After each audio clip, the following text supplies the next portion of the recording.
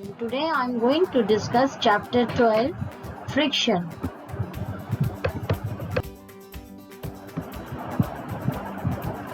The learning objectives of this chapter will be: number 1, friction opposes the relative motion between two surfaces in contact. Number 2, causes of friction. Number 3, types of friction. Number 4, measuring of friction. Number 5, factors affecting friction. Number 6, friction, a necessary evil. First of all, I am going to discuss force of friction. Force acting between two surfaces in opposite direction. Friction is a natural force that resists the relative motion of two surfaces in contact. It is always exerted in a direction that opposes motion. What is force of friction? Force of friction is the force which opposes the motion of an object over a surface. The force of friction acts between the object and the surface. Example: a ball on the ground gradually slows down and comes to rest due to force of friction between the ball and the ground.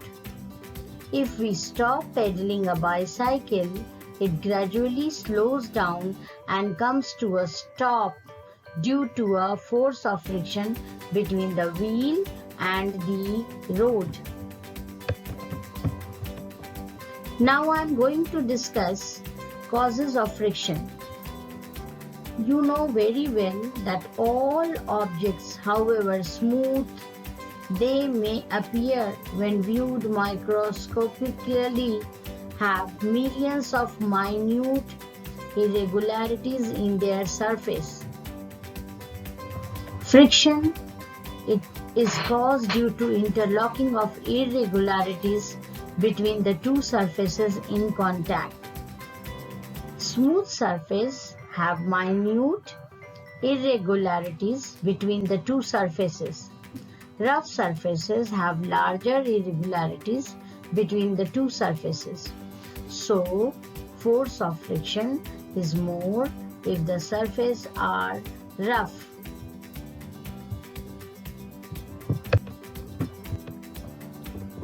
Now I am going to discuss the types of friction. Number 1, static friction. The friction between two solid objects that are moving relative to each other is called static friction. The force required to make an object start moving or sliding from rest position in a measure of static friction. The static friction can stop an object from sliding down a sloped surface. Number 2, sliding friction. The force required to continue moving or sliding an object is called the sliding friction. Two objects touching each other that slide past one another causes sliding friction. Number 3, rolling friction. It is defined as the force which resists the motion of a ball or wheel and is the weakest types of friction. Example: rolling of ball on the ground. Now I am going to discuss measuring friction. An approximate measurement of friction can be made by using a spring balance.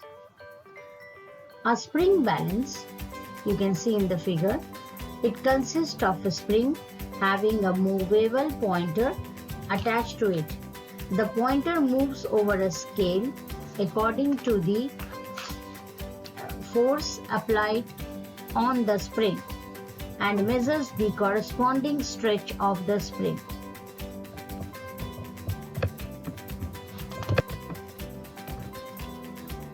Now I am going to discuss factors affecting friction. The factors that affect the frictional force are as follows. Number 1, nature of surface. whether the surface is rough or smooth in contact. Number 2, mass of sliding object.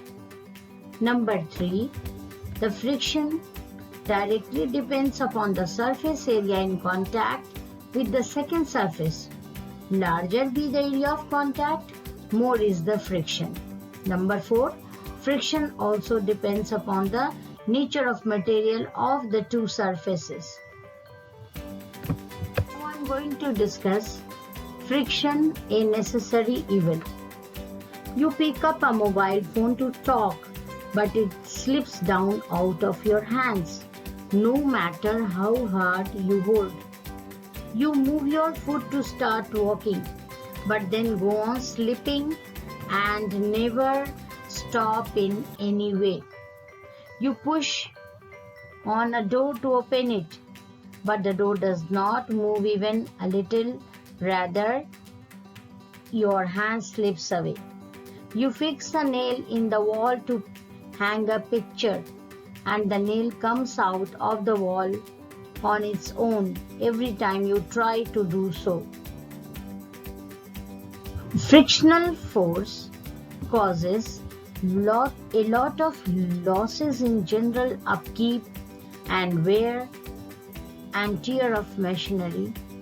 Hence, it is considered as a evil.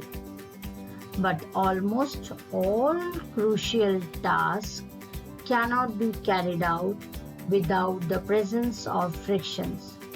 Hence, it is considered as a necessary evil.